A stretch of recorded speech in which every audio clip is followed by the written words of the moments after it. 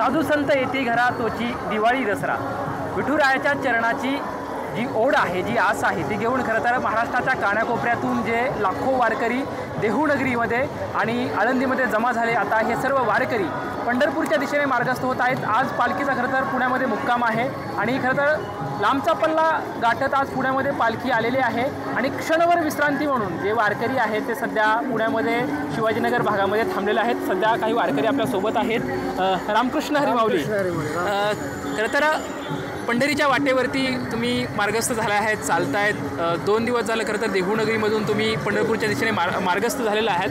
सध्या विठुरायाच्या चरणाची तुम्हाला आस लागली, काय मनात भावना आहेत? खरं तर ज्या मातीत ज्ञानोबाराय खेळले, तुकोबाराय लोळले आणि छत्रपती शिवरायांचे रणरांगणे मावळे, त्यांचं रक्त या मातीत सांडलं, त्या महाराष्ट्राच्या मातीला साधू संतांच्या या भक्तीचा वारसा लाभलेला आहे आणि त्या भक्तीच्या वारशाचे पायी होण्याचं जे पवित्र कार्य आहे ते वारकऱ्यांच्या माथी आलेलं आहे आणि त्यासाठी विठुरायाच्या दर्शनाला जात असताना मनामध्ये बघताय आबालवृद्ध आहेत या ठिकाणी, यारे यारे लहान थोर येतं सकळांशी आहे अधिकार, अशा प्रकारे सर्व वारकरी विठुरायाच्या दर्शनासाठी निघालेले आहेत। कुणी चप्पल घालते, कुणी घालत नाही, कुणी डोक्यावरती सावलीची आस धरतो, कुणी धरत नाही, कुणी एखाद्या ठिकाणी भाकरी मिळत नाही, परंतु एकच विठ्ठलाचं नाम आणि विठ्ठलाचं नाम घेतच हे सर्व वारकरी पंढरपूरला निघालेले आहेत। बरं माऊली, पंढरपूरच्या दिशेने चालला आहेत, पण वारी तुम्हाला काय शिकवते, काय देते?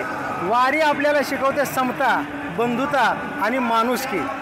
वाटेने जात असताना तो कुठल्या जाती धर्माचा आहे, तो लहान आहे का मोठा आहे का, एकच बघितलं असतं, माथ्यावरचा गंध, गळ्यातली माळ आणि अंगावरला पांढरा फेक जो पोशाख आहे तो पाहिला जातो, त्याच्या मुखातलं विठ्ठलाचं नाम पाहिलं जातं, तो कुणाचाही तो पाहिला जात नाही। या ठिकाणी बघताय मोठमोठे अधिकारी, मोठमोठे लोक अन्नदान करायला येतात, तुकोबाराय म्हणतात, यारे यारे लहान थोर येतं सकळांशी अधिकार, म्हणजे कुणी लहान आहे कुणी मोठा इथं बघितलं जात नाही, तो वारीत आलाय म्हणजे तो पावन झाला, तो पवित्र झाला।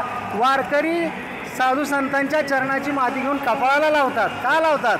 कारण मी संत चरण रज लागता सहज वासनेचे बीज जळून जाय, संतांच्या चरणाचं रज जर माथ्याला लागलं तर आपली वासना समूळ नष्ट होते आणि मनामध्ये प्रेमाची आणि बंधुभावाची भावना निर्माण होते। नक्की, खरं तर संत असं म्हणतात की विष्णुमय जग वैष्णवांचा धर्म, वेदावेद ब्रह्म अमंगळ।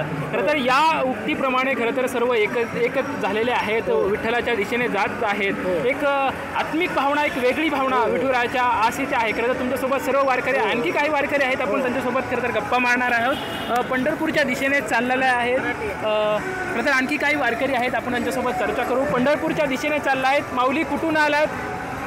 नाव काय, कुठून आलात? माझा रमेश यावलकर, बामणी, तालुका जिल्हा धाराशिव। धाराशिव जिल्ह्यातले तुम्ही आहात, पंढरपूरच्या दिशेने चालला आहे, काय अनुभव भेटते वारीमधून? चांगला आनंद मिळतो वारीला। बरं, यंदा पेरणी सर्व झालंय? हो, पाऊस भरपूर पडला, पेरणी झाली, म्हणजे पेरणी झालेली आहे, पाऊस भरपूर झाला आहे, त्यामुळे आनंद आहे। आणखी काही दुसरे वारकरी आहेत, आपण खरं तर त्यांच्यासोबत चर्चा करणार आहोत। वारी एक आत्मिक आनंद देणारा सोहळा आहे, अशी खरं तर वारकऱ्यांची भावना आहे। वारीमध्ये चालतायत, पंढरपूरच्या दिशेने चालतायत, क्षणभर विश्रांती म्हणून या ठिकाणी बसलायत। खरं तर वारीमधून तुम्हाला काय भेटतं, काय प्राप्त होतं?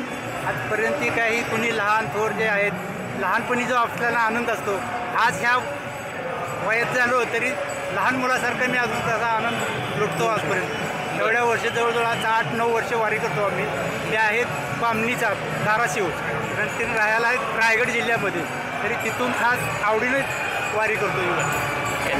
वारी आहे तो एकतेचा सोहळा आहे, वारी म्हणजे आनंदाचा, नाविन्याचा, चैतन्याचा सोहळा आहे आणि वारीमध्ये सामील झाल्याच्या नंतर आम्हाला भरभरून आनंद भेटतो आणि वारीमध्येच विठ्ठल भेटतो, अशी भावना खरं तर या वारकऱ्यांची भेटत आहे। कॅमेरामॅन अभिजित सोबत लक्ष्मण जाधव, TVN मराठी, पुणे।